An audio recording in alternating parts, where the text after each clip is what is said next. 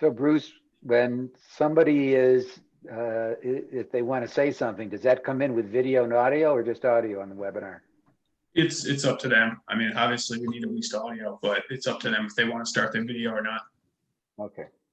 All right, it is 5 o'clock. All right, so first order of business, we'll do a roll call, and then we'll do some introductory comments on the logistics, and then we'll get into it. All right, so Larry Dunn, I'm the chair. Bray Rafferty, the vice chair. Sorry, I was having problems unmuting. Okay. Michelle, I'm here. Michelle's secretary. Tom Olson, Olson. Kristen, Yep, I'm here. Hello. and Karen. Hi. All right, and Bruce. Yes, here, Bruce Lofgren from Office of Planning and Development Services. All right. The purpose today is to hold a public hearing on the publication of the open space plan for the town of Groton. So I do need to bear with me while I read the following. This public hearing is to receive input on the Conservation Commission's open space conservation plan for the town of Groton dated November 6, 2020, and will take place in a webinar format through Zoom. The chair of the commission is Larry Dunn. The host of the webinar is Bruce Lofgren of the Office Planning and Development staff. Anyone speaking should state their name prior to speaking each time. I tend to forget that myself, guys. So that's for those folks that might join with just audio. That's the reason for that. The panelists in this webinar meeting will be the commission members and planning staff. Panelists who would like to comment on an item or share a screen item should indicate such by using the icon to raise hand at the bottom of the screen. After a panelist raises their hand, they will be able to comment one at a time when called upon by the chairman. Panelists should mute their microphones until called upon. To make a motion or second a motion, commission members can raise a hand and be acknowledged by the host or chair. To vote on a motion, commission members will be called upon individually by the chair to vote. The public can participate in the meeting only during the public hearing section of the agenda. The public will be asked to raise their virtual hand during this public communications if they want to speak by using the icon to raise hand at the bottom of the screen. With Apple products, you can hover the mouse over the top of the screen and the hand will appear. The PC products are at the bottom, and call-in listeners can press *9. The public will be called upon by the host one at a time and will be able to speak during this time within a 5-minute limit. Attendees must give their name and address before speaking. Due to this being a public hearing, the commission will not have an exchange with the public comments except to request clarification on their input. Subsequent to the public comments, the public hearing will be closed by a motion, and the commission can then discuss comments received. The commission may defer adoption of the plan to another meeting if edits and time for consideration are needed. All right, so that handles the logistical part. Now, what I would like to do is to do a brief introduction to the plan and then open it up to the public for comments. So I'm going to share screen. All right, so hopefully that is visible. Is that correct? Okay. All right. First of all, I'd like to recognize my commission members who've worked over the last 15+ months to create the plan, plus all the reviewers who've improved the document over the various iterations that we have done. Listed there is just the names of the commission members. And let me get this to go forward. There we go. All right, the open space plan is constructed is intended to be a resource to the town and its citizens.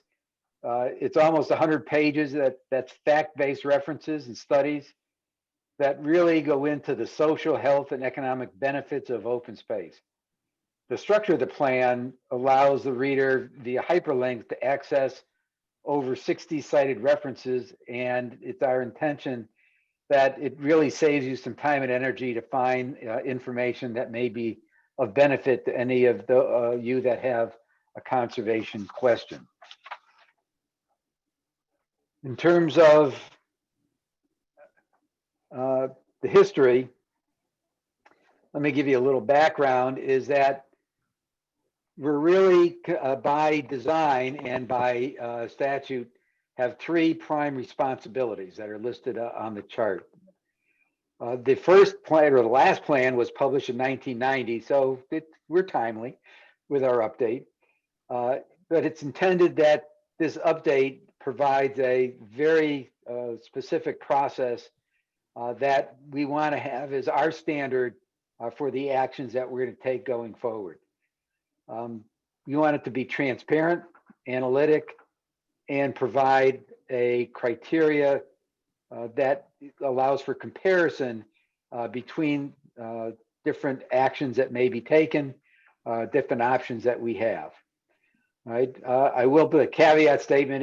It's a good faith effort of all the volunteers and the professional staff to really establish the priorities for the protection of the land and resources of Groton.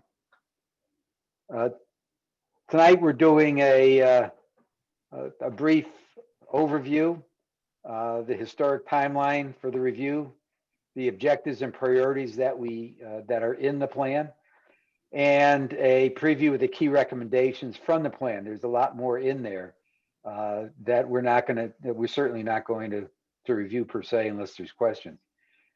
I want to point out that in addition to the phase 3 that's listed on the screen, we're planning a community outreach to better understand for the community to better understand the value on open space.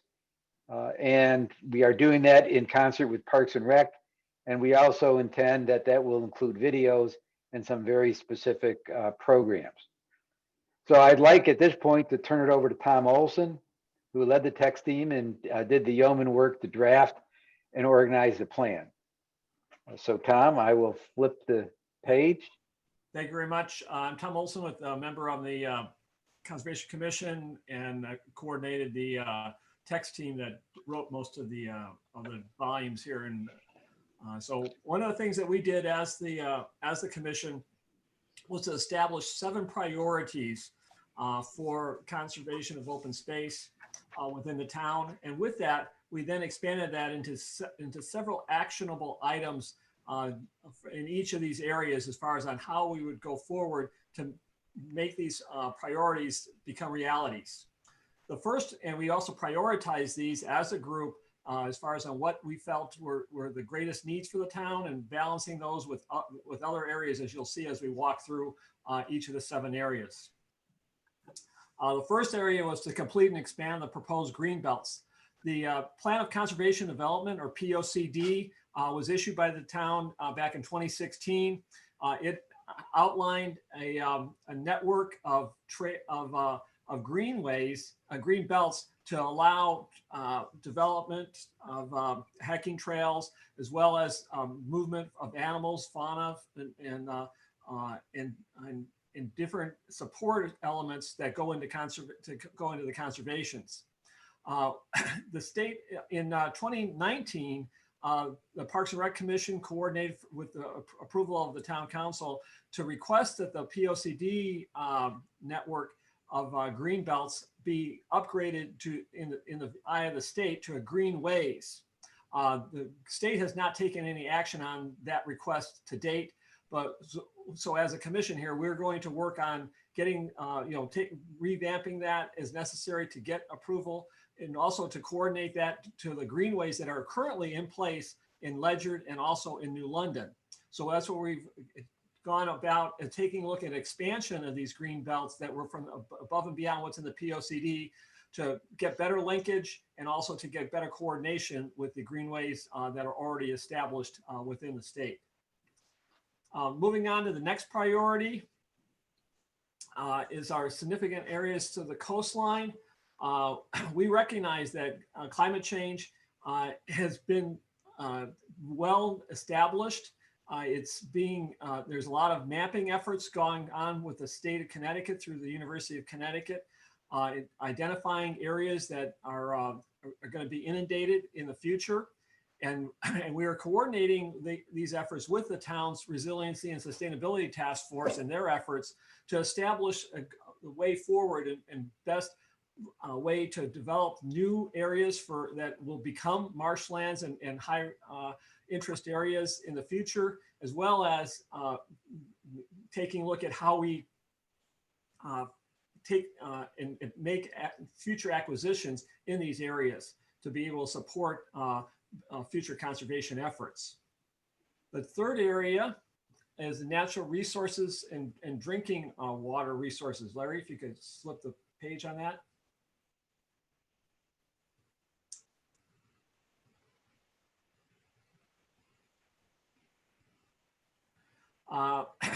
Currently, Groton Utilities has over 4.5 square miles of land in Ledyard, in Groton, and an equivalent amount up in Ledyard that are used for their primary reservoir system, and they've also established future areas for expansion for their areas of concern and acquisition to expand the watershed areas. Additionally, we take a look at, are there conservation efforts that can be taken in certain areas, particularly in the northeast sections of the town, in the Great Brook and Haley watershed areas that need additional consideration to basically for expansion and protection of the current reservoir system that we have. Additionally, a number of developments have been brought in around near the the current Groton Utilities watershed areas, and we're making sure that as many of those areas gets a hard look at, as well as getting protected through other through town conservation efforts, as well as efforts of other land trusts. So those are the areas for our drinking waters in the watersheds that support that. Our next area is number 4 for the woodlands and carbon sequestration. Right now, we've noticed over the years that there needs to be better tracking of the clear cutting during developments. A good example was what happened with the Merritt property being turned over to the new Groton Middle School. A lot of clear cutting done there to establish the school, which was necessary. But where's the offset? Currently, the town is right in line with the rest of the state relative to having a good balance between developed areas and forested areas.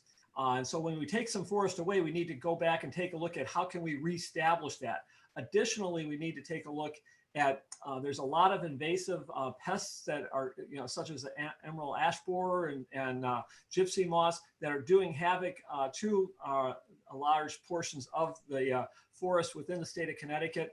And we need to stay on top of those areas and take a look at working with our role as a Conservation Commission, as a tree advisory board, working with the tree warden and Parks and Rec to take a look at how do we best replenish our with replanting efforts, and also taking a look at what can be done in the enforcement areas to make sure that in the developments, as far as taking and getting a balance to maintaining, if you're going in and developing stuff, are there places we can put trees to offset those that are taken to support the development? So we'll go on to the next area, number 5, is the preservation of our native flora and fauna. There's a lot of areas within the town of Groton where you have uniqueness, whether it's be a white cedar grove or special salamanders. These areas, as was found out here recently with an application that the town submitted this past year regard to a purchase of some property, that there's uniqueness there, and we need to identify those. The state of Connecticut has developed this natural diversity database, as well as the Nature Conservancy's Nature's Network. We're analyzing multiple locations throughout Groton where there's really high critical habitats, and our need to go support those and getting those preserved through an open space process.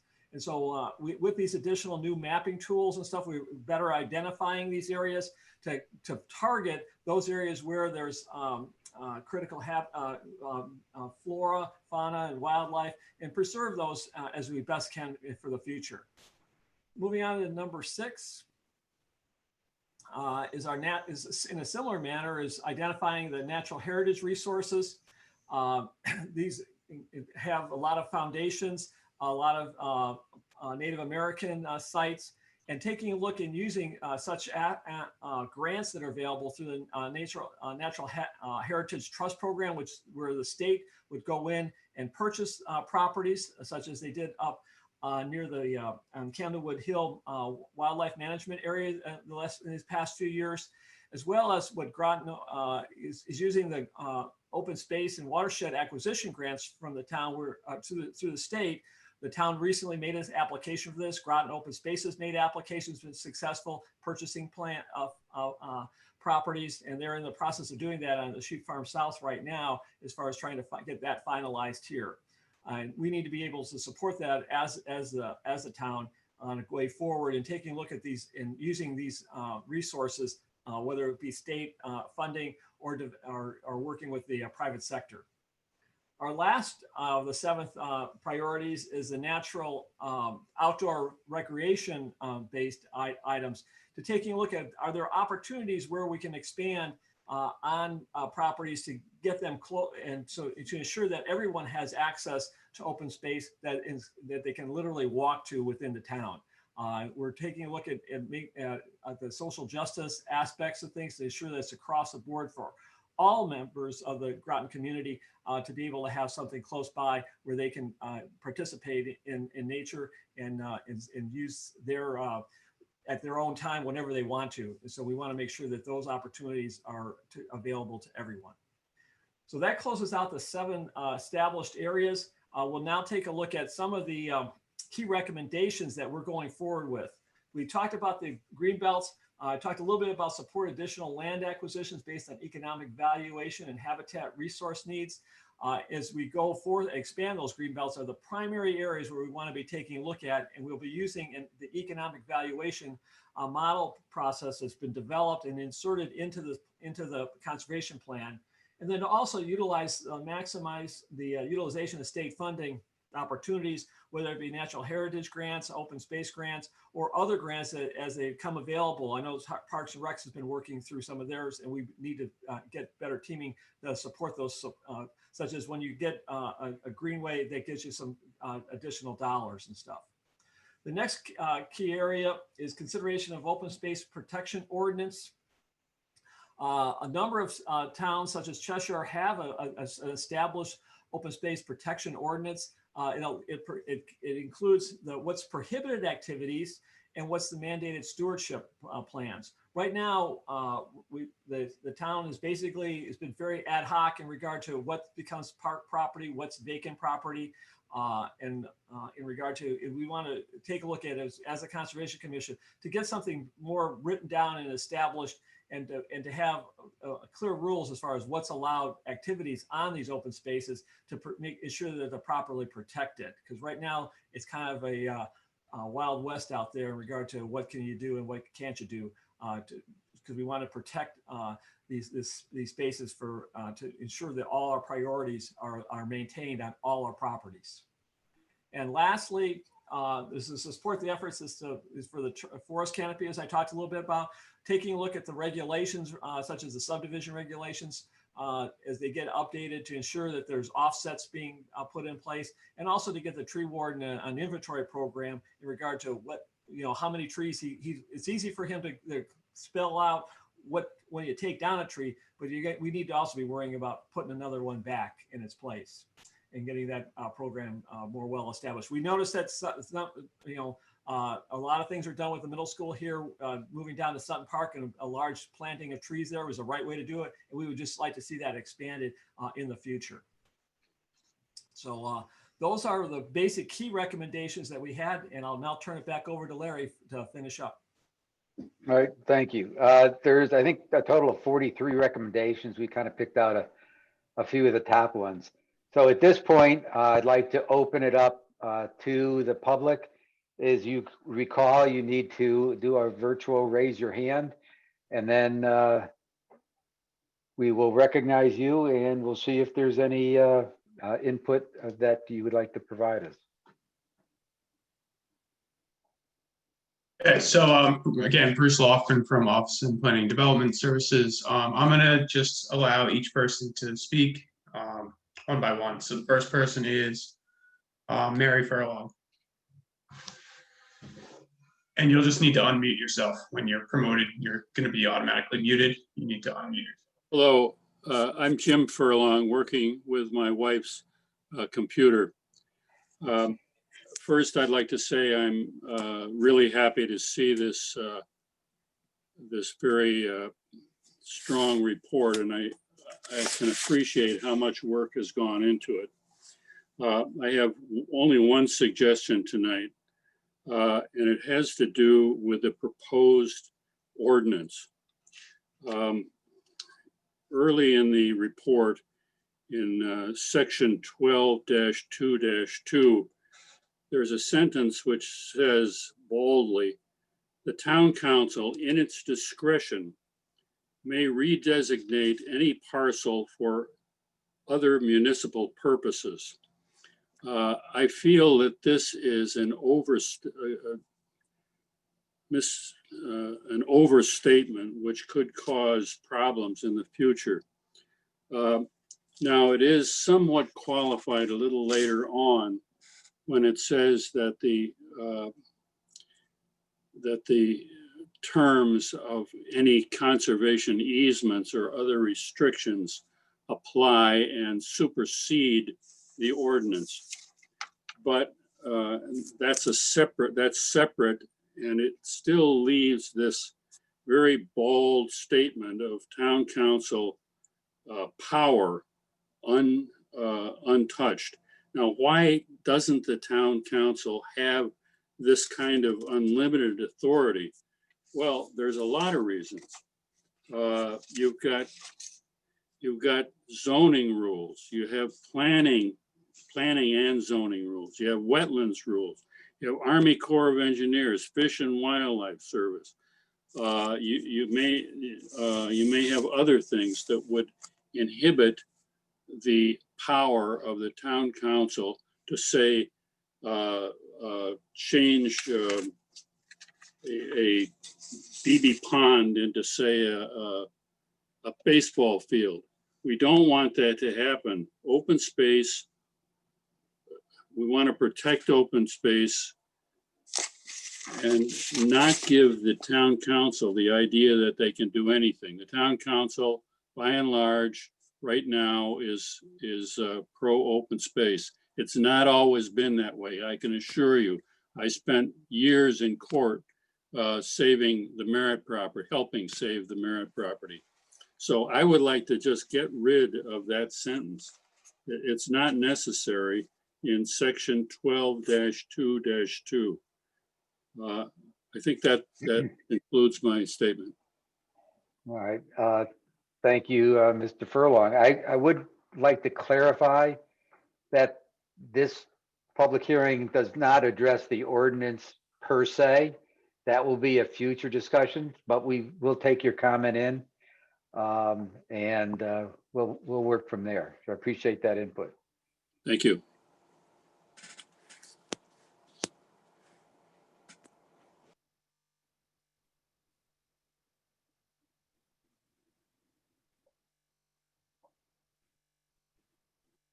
So who is next, Bruce? I was muted. Cindy Van Zandt.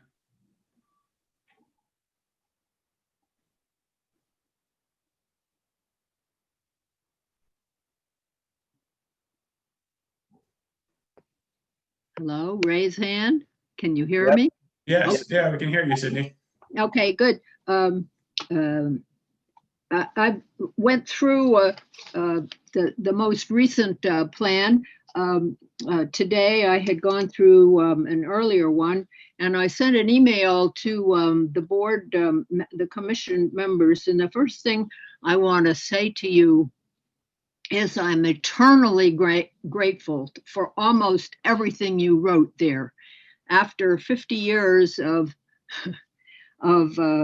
being without support for wetlands and for development, and for developments need have school issues, and so it's a giant relief and gratitude to have read this.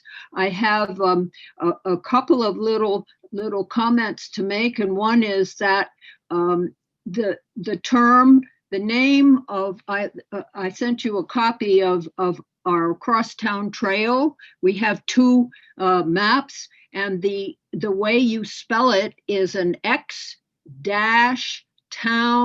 trail. It is not CROSS town, one word, trail. It's X-town trail is the name, and I will hope on page 41 and again on 68 at least that you change that.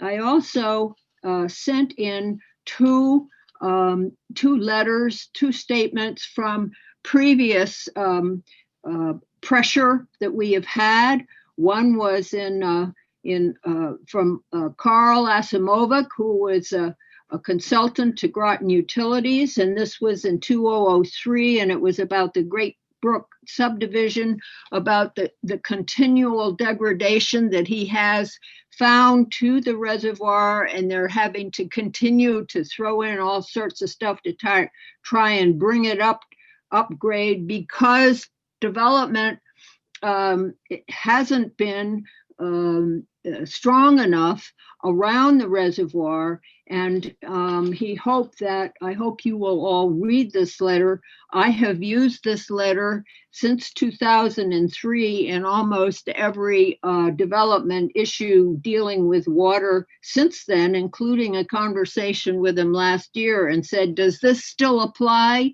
He said, yes, this still applies. And the other letter is from Dr. James Krimmer, who talked about the tipping point, and that many times you are not aware that something awful is happening because nature has a way of just making changes. And so the poor utilities staff has to throw in a lot more stuff, and it's usually after the fact. So I hope that that those two letters could be added to the information that you have there. And again, I would like to say to you, thank you so much for all of your hard work. You have just done an amazing job. Thank you. Sydney. The next will be John Waller.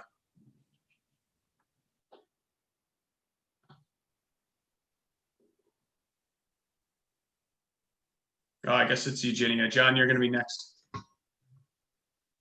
Okay, can you hear me? Yes. This is going to be really quick. I too would like to thank all of you. I'm very well aware of all of the hard work that you've put into this open space plan, and the difference between what we've had before and what we have now is like the difference between night and day. There's one area that Tom Olson reminded me about when he did his introduction now, about the importance of having a balance between trees cut and replaced. And I would just like to reiterate once more, GCA, I'm here speaking on behalf of Groton Conservation Advocates, as usual. And I just wanted to mention that I was reading something about, because I had seen this program, this video about an architect who is doing doing a lot of building of large buildings using wood, so that it's the primary ingredient used in those buildings as a way to make those buildings more sustainable. And I just was really struck by that because one of the things he said was that young trees sequester carbon faster than old trees. And I've always understood that old trees are the most valuable trees for sequestering carbon.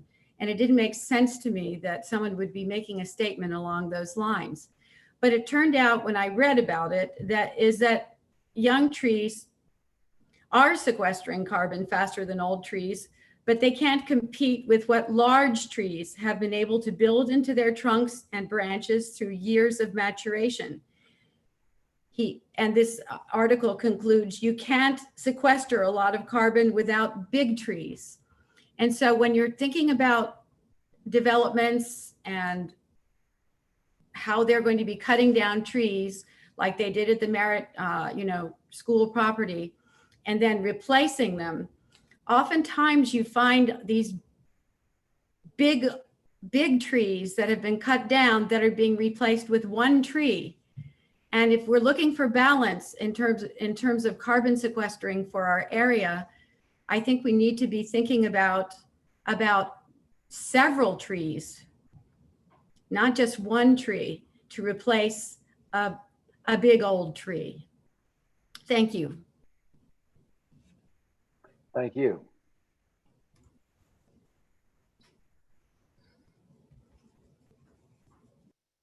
I think that. All right, next is John Waller. Yes, thank you again very much for all your hard work and diligent efforts. It's amazing what it is that you've been able to accomplish. And I look forward to the results of your work for the many years to come. But I just have a very quick question, and that is the previous speakers have been very familiar with your process throughout your process. And I only found out about this hearing by seeing an article in today's The Day.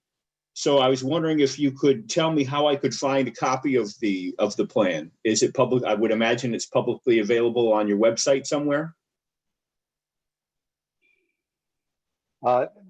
Yes. Also, if you go online with The Day, it's embedded in the article in the electronic version of The Day. Otherwise, you can't get on the Groton. Well, I'll let Bruce maybe direct you where it is exactly in there on the town website, which was just updated last week. So it's a little new to all of us. Yeah, it is new. It's on the town website. If you go into Zoom meetings, if you find the calendar of town meetings, if you click on the meeting tonight, we'll be in past meetings tomorrow. You'll need to click on the agenda package, and then it has a link to the plan there as well. Or you can email me, John, and I can send you a digital copy if that's easier too. Or we can even print out a hard copy if you'd like to and have it available. That would be great. If you don't mind sharing your email, I could for sure do it that way. Yeah, I'll put it in the Q&A. Thank you. Yeah, you're welcome.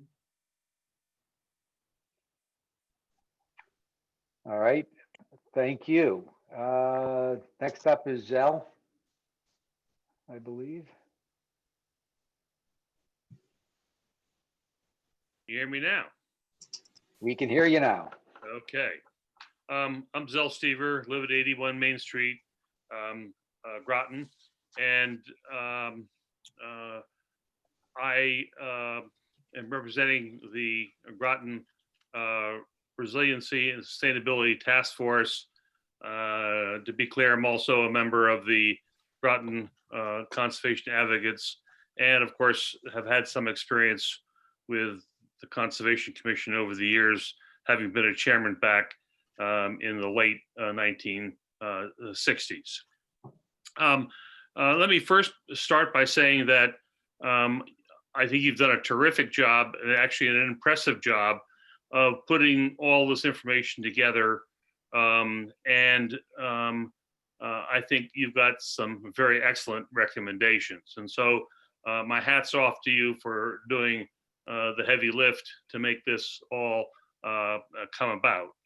Now, as you know, I provided comments on behalf of the task force last July, and would like to have those that letter, 4-page letter, entered into the record for this public hearing. And if you don't have a copy of it, I'd be happy to resend that to the town staff tomorrow morning. And there were a number of comments, and I should note that I noticed that you have incorporated a number of those comments, although not all of them, into your current draft. And we thank you very much for that. I would like to, both on behalf of my task force, but also GCA and myself, would like to express a continuing problem of, I believe you need to make this report or this plan short. I suggest that it be no longer than 20 pages. And if you want to include all the extra information, do it as appendixes. Part of the problem that I've sort of observed over the years is that people simply don't read long documents. In fact, what they do is those long documents tend to sit on shelves and don't really end up being something that gets updated or used on a regular basis. And to that point,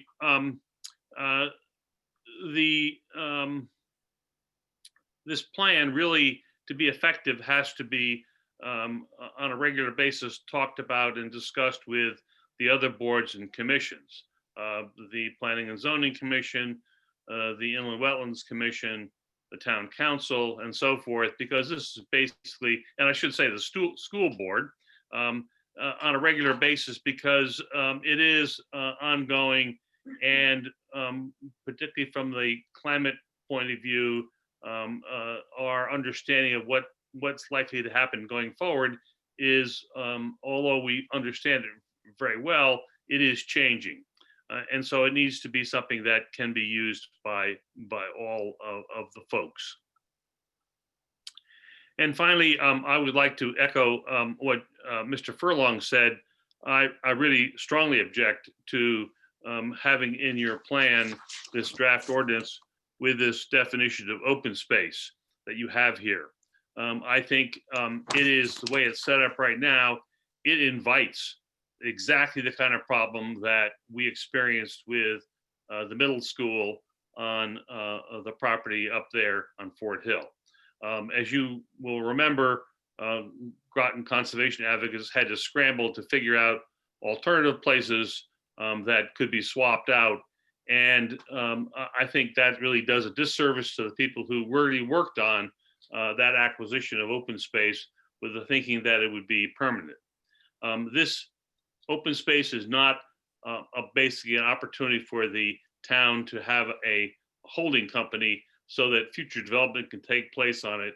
Once you set up open space and you put it in public domain or in private domain, and you attach the appropriate conditions or ordinance covenants on it, it should remain that way. The whole purpose here is to help in the long-term development process for the community.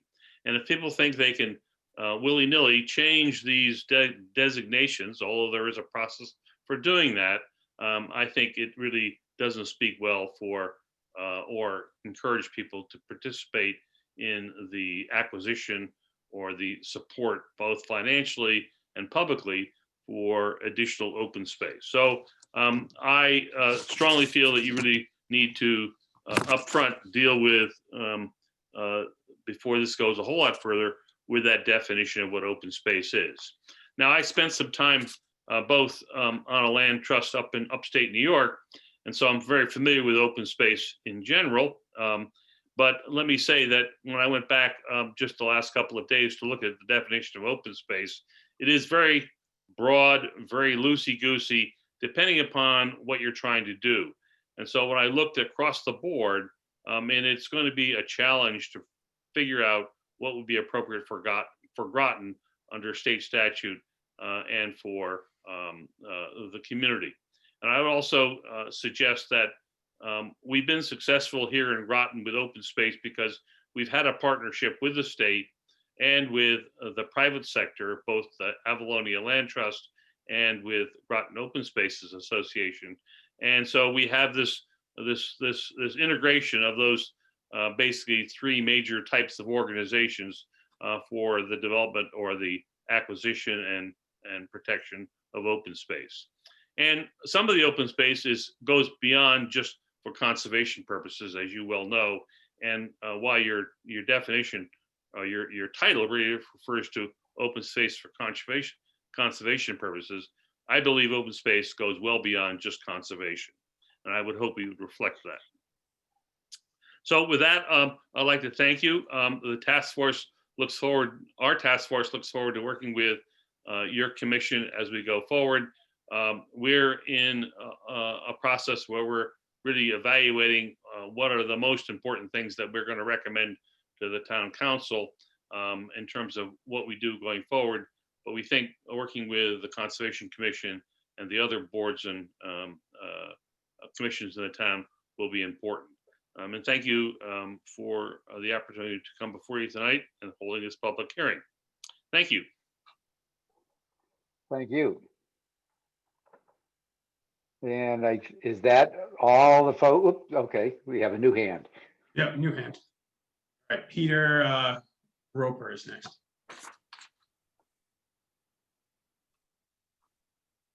I think I just unmuted. Yep, okay. Peter Roper, 210 Pequot Avenue, Mystic, the Groton portion of Mystic.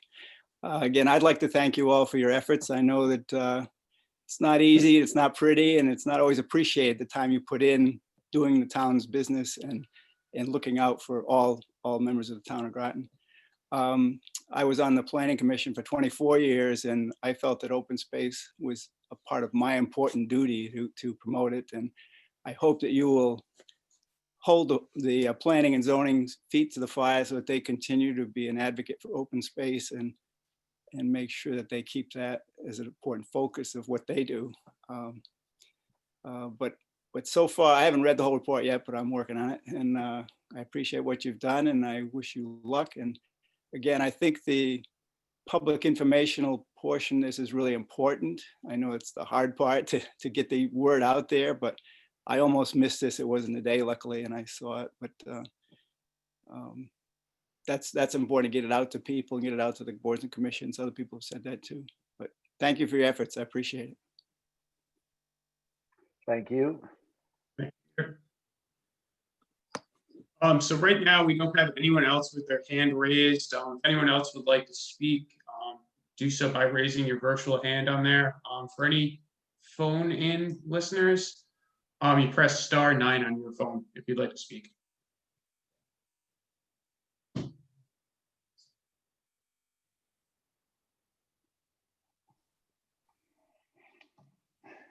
All right. That's your call if you want to let someone speak again. Okay. we can let him speak again.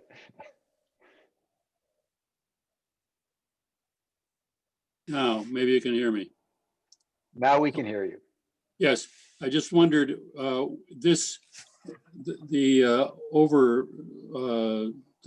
headline indicates this is being recorded. Will it be shown on the town website? Will it be available on the town website? Yeah, well, I'm not sure if you can access it from the town website. I think you can. We just like I don't know if you heard, we got a new website, but you can definitely access it through YouTube. All town meetings are recorded through YouTube, and you can access it on the Groton Municipal Television YouTube channel. But where exactly do you look for this? On the town of Groton vision?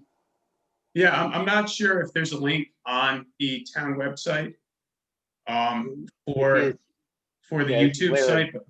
If you search on Groton Municipal TV, you will get it, and there's a channel, and then there's a lot of different video sub channels there, and all the town meeting, all the Zoom meetings are there. Okay, great. Yeah, and I believe you can also find it on the town library site too. I think there's some. Now, Bruce, that's a good point, because we've got a sub channel for the Conservation Commission. And my assumption, maybe working with Sean, is that this also goes on there because it is an official Conservation Commission meeting as well as a public hearing. So if you double check that, I'm assuming that that will be there. So all the Conservation Commission meetings should be in that one place by date. All right, so it makes it easier to find. Thank you. All right. I guess we'll try another. This is like a going once, going twice. It looks like Zell would like to speak again. All right, Zell, your last chance. Here we go.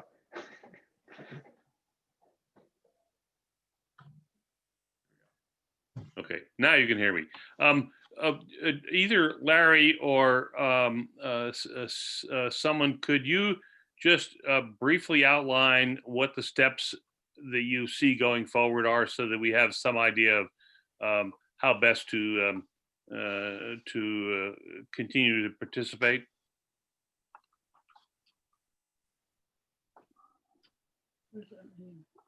That's all. Yeah, oh, okay. Larry Dunn again. Well, I mean, we do, all of our meetings are public meetings that one can attend. All of the minutes and agenda items are available through town website. Our next meeting is on the 7th of December. And, this aspect of it in terms of the plan per se, but we will have another whole, I guess, review, because the ordinance is not part of this plan. The ordinance was just stated as a recommendation to create, or the plan says we want to create an ordinance. So that will be a separate discussion in the follow-on sessions where, the input that we've just heard plus additional inputs before that, becomes, I guess, baked. That's got a ways to go. So did that answer your question, Zell, or?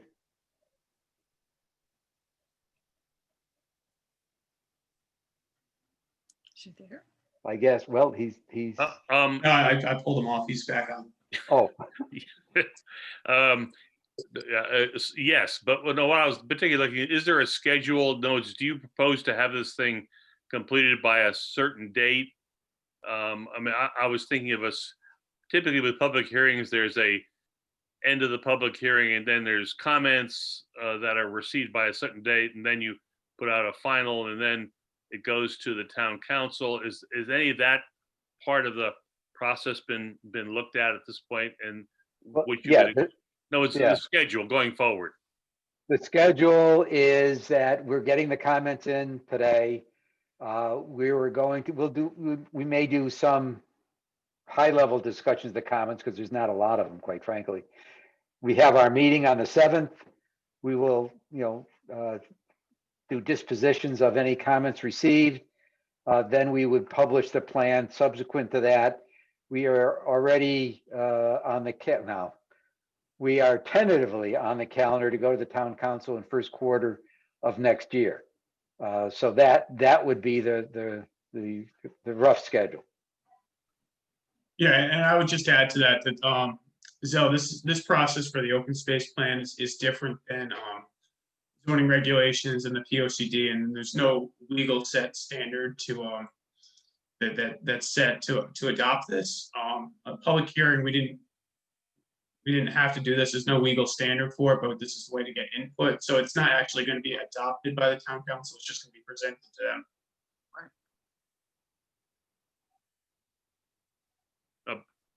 Thank you. All right. I do not, this is Larry Dunn again. I do not see any additional raised hands, so I will entertain a motion to close the public hearing. Larry, this is Tom Olson. I want to just make a point here that in the chat, Eric Jacobson made a comment here and question. I can read it here. Is thank you so much for your beautiful properties. I walk on one almost every day. My question, since there are some sites with indigenous heritage, are the local Indian organizations a source of revenue or resources? Yeah, we haven't. The answer is not to my knowledge up to this point. It's an interesting question. So we'll put it in our tickler list.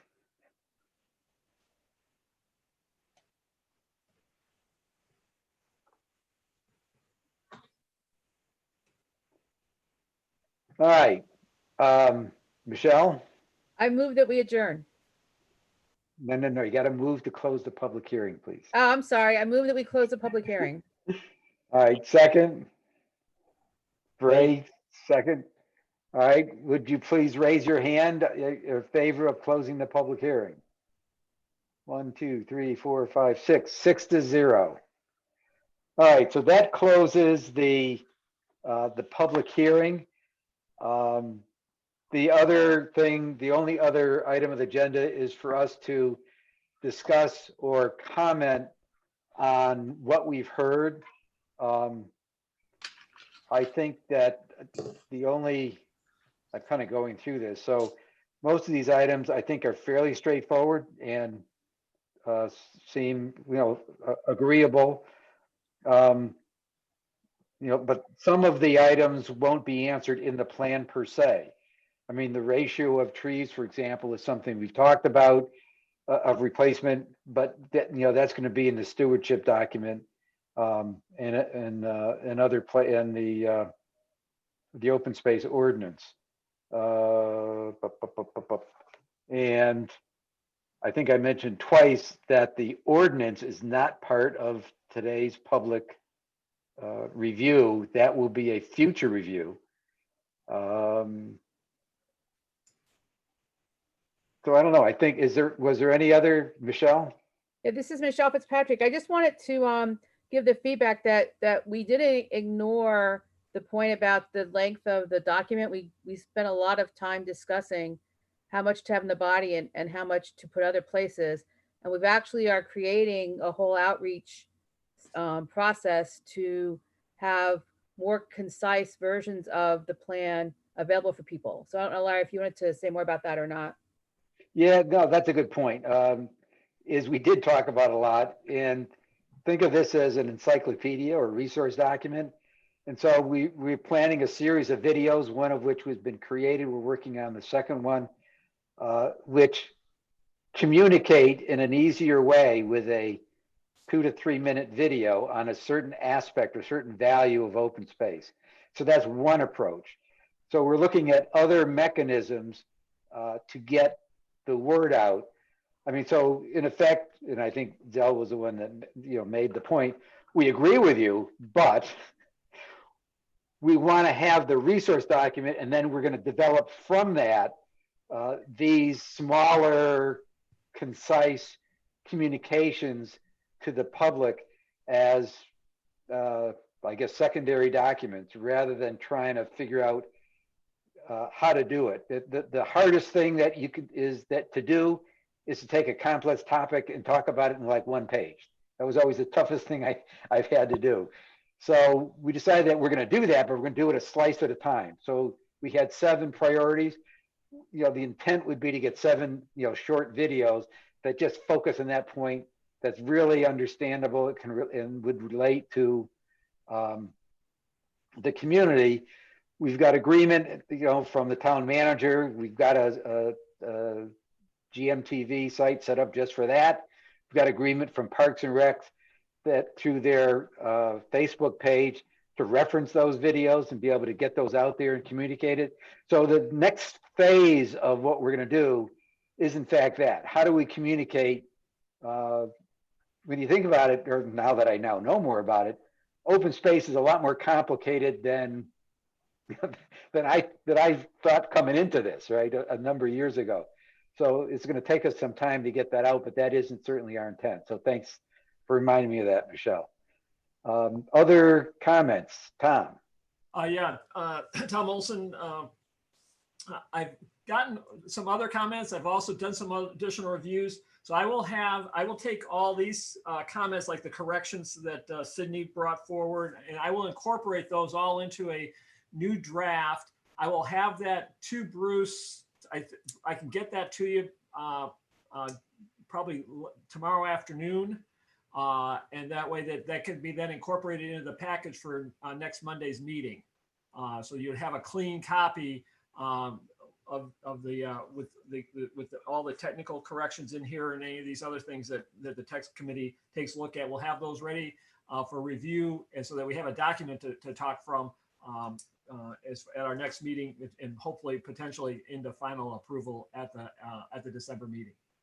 All right, that copy will show the edits so that we can see the differences, right? Yep, Yeah, okay. It'll be a markup copy. A markup copy. All right, great. All right, and I'd just like to add that when Tom gets that, that'll go into the public packet for next meeting. The next meeting's on the 7th. So if anyone from the public wants to look at that, it's gonna be on the town website. Just look at the calendar and look at the meeting, and you should see a link to that, to the updated plan. I have a question. Could someone talk about what Jim Furlong talked about, the 12-2-2 and the whole town council?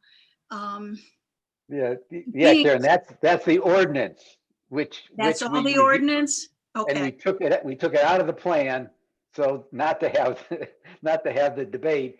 There's a reference to it in the plan, but the ordinance itself isn't there. Now, we have published a draft copy of the ordinance, but that wasn't on today's agenda. So okay, that will be a future agenda. We'll have discussions, and he makes a very good point, and we're already thinking about that, but that wasn't the topic for today. okay. But we will get to that. All right, any other comments? Otherwise, I'll look for a motion to adjourn, and we will meet again on December 7th, an auspicious day. Nobody wants to adjourn? Okay. Now you can do it, Michelle. I figured I'd give somebody else a chance. All right, so there's a motion from Michelle to adjourn the meeting. Is there a second? Ray's got his hand up first. All in favor to adjourn? I should ask, is there any discussions? No, all right. All in favor to adjourn? 1, 2, 3, 4, 5, 6-0 to adjourn the meetings. And Bruce, I thank you for your support. And I guess you can stop the recording at this point. Yep. Yeah, thank you, everyone. Have a good night. See you next week. Take care. Thanks, everyone. Good night.